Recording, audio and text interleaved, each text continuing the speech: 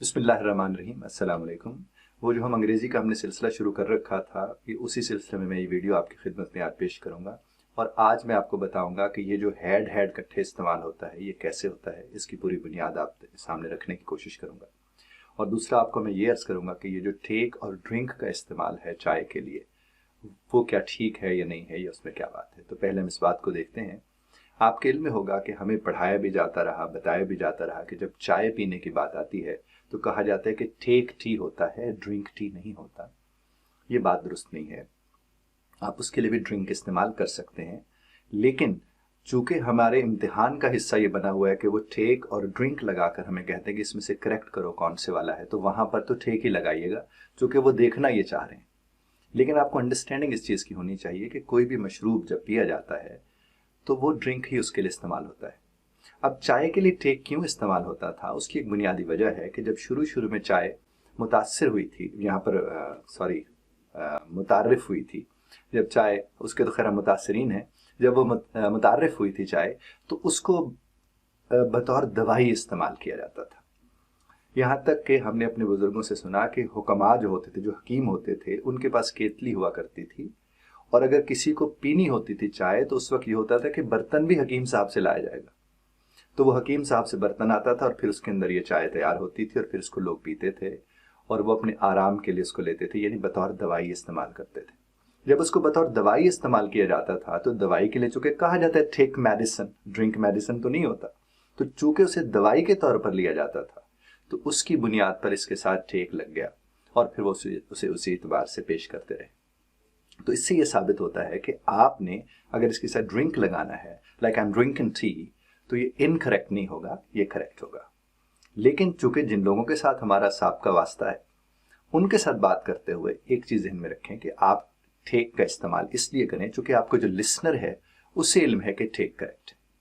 आपके इल्म में होना चाहिए कि ड्रिंक करेक्ट है, लेकिन आपको अपने लिसनर के मुताबिक चीज़ों को देखना होता है। यानी आप एज ए स्पीकर ये देखते हैं कि आपका लिसनर कौन है और उसकी अंडरस्टैंडिंग क्या है, और उसी एतबार से आप ये बात करते हैं। अब आप लोग यूं कीजिएगा कि अपने सामने एक नोटबुक रख लीजिए। जी हाँ, आप जाइए, नोटबुक ले आइए, और ये जो मैं आपको लिखवाने लगा हूँ आप इसे एक दफ़ा लिख लीजिए। जब आप इसे लिख के अपने सामने रखेंगे तो फिर आपको ये ज़्यादा बेहतर तरीके से समझ आएगी बात। मैं बहरहाल वक्त का ज़िया किए बगैर आपसे बात शुरू करता हूँ कि आप फिक्रा पहले लिखेंगे, I take tea, I take T.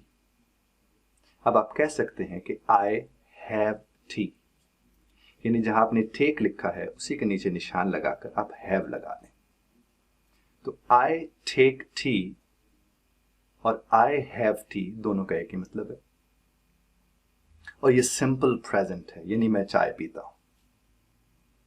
और अगले टुकड़े में जाकर आप कहते हैं आई took tea, I took T. जो ही आपने कहा कि आई टुक टी, तो ये सेकंड फॉर्म लग गई, यानी मैंने चाय पी। जो ही आपने सेकंड फॉर्म यहां पर लगाई तो आपको अब हैव की भी तो सेकंड फॉर्म लगानी पड़ेगी ना जनाब। तो अब क्या करेंगे, वही टुक जो लिखा हुआ उसके नीचे निशान लगा के उसके नीचे लिख लीजिए हैड। जिस तरह आपने आई हैव टी और आई टेक टी के टेक के नीचे निशान लगाया था और वहां पर लिखा था हैव, इसी तरह अब यहां पर आप क्या करेंगे कि वो टुक के नीचे निशान लगाएंगे और फिर आप क्या लिखेंगे, जी हाँ, हैड लिखेंगे आप।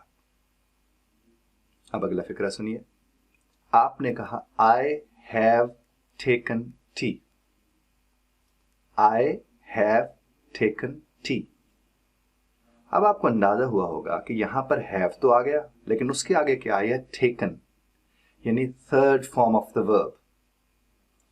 पहले जब हमने टेक लगाया था तो वो first form of the verb थी, जिसको हम बेस फॉर्म कहते हैं। और ये बेस फॉर्म और ये वाले मामलात, मेरे जो किताब है verb is a soul of a sentence, जिसमें मैंने 5000 वर्ब्स दिए हैं, ये उसमें ये सारे इसी तरह से बनाए हुए हैं। तो I take tea, I have tea, I took tea, I had tea, और अब हम कहां पर पहुंचे, आई हैव टेकन टी। जो ही आपने आई हैव टेकन टी लगाया, अब टेकन के नीचे निशान लगाकर वहां पर लिख लीजिए हैड। जी जनाब, टेकन के नीचे निशान लगाकर हैड लिखेंगे आप। अब जब आपने ये लिख लिया, अब आप इसे पढ़ेंगे तो आप कैसे पढ़ेंगे, आई हैव टेकन टी, या फिर आई हैव हैड टी। अब यहां पर क्या हुआ कि ये जो हैव है पहले वाला, ये हेल्पिंग वर्ब है, और जो हैड है वो मेन वर्ब है। और हेल्पिंग वर्ब यानी वो जो हेल्प कर रहा है वर्ब की, तो इसका मतलब उसके लिए वर्ब का होना जरूरी है। और यहां पर जो third form of the verb है, टेकन थर्ड फॉर्म है, तो हैड भी तो थर्ड फॉर्म है। तो यहां पर हम जाकर क्या लगाएंगे, आई हैव हैड टी। अब आखिरी मरहले की तरफ हम जाते हैं। अब हमने अगर कह दिया I had taken T, I had taken T, जब हमने कह दिया आई हैड टेकन टी, तो इसका मतलब अगर मैं अब टेकन के नीचे उसी तरह निशान लगाकर मैं लिखता हूं हैड, तो अब मुझे अंदाजा हो जाएगा कि यहां पर मैं इसको फिक्रे को बोल सकता हूं कि आई हैड हैड टी। बज़ाहिर बड़ा अजीब सा ये फिक्रा लगता है कि आई हैड टी हम क्यों बोल रहे हैं, लेकिन जितना भी अजीब आपको लग रहा हो, ये कानून के मुताबिक है। और कानून के एतबार से जैसे हैव टेकन में हैव हेल्पिंग वर्ब था, इसी तरह हैड टेकन में हैड हेल्पिंग वर्ब है। और वहां पर हैड जब सेकंड फॉर्म के तौर पर आया था, तो फिर यहां थर्ड फॉर्म के तौर पर आया। उम्मीद है मेरी बात आप तक पहुंची होगी। आप इसको अच्छी तरह इसकी मशक करके, इसे बार बार सुन के, आप अपने दोस्तों को, रिश्तेदारों को, गिरदुनवा के जितने लोग हैं जो दिलचस्पी रखते हैं अंग्रेजी के अंदर, और खास तौर पर अपने छोटे बहन भाई और बच्चों को ये मशक करवा सकते हैं। और जो ही आप ये मशक करवाएंगे तो उन तक ये बात पहुंच जाएगी, और डबल रोल भी सामने आ जाएगा कि हैज, हैव, हैड का एक रोल तो ये है कि ये क्या करते हैं, हेल्पिंग वर्ब हैं, इनके बाद वर्ब आता है। और एक रोल इनका ये है कि इनके बाद वर्ब नहीं आता, ये खुद वर्ब होते हैं, जो कि आई हैव टी में था। इसी तरह अगर आई हैव टी की जगह वहां पर होता ही टेक्स टी, तो फिर ही हैज टी आना था, क्योंकि आपको इल्म है कि सिंगुलर के साथ एस का इजाफा होता है। तो उम्मीद है मेरी बात आप तक पहुंची होगी। खुदा आपको और हमें समझने और समझाने की तौफीक अता फरमाए। बहुत शुक्रिया ध्यान से सुनने का।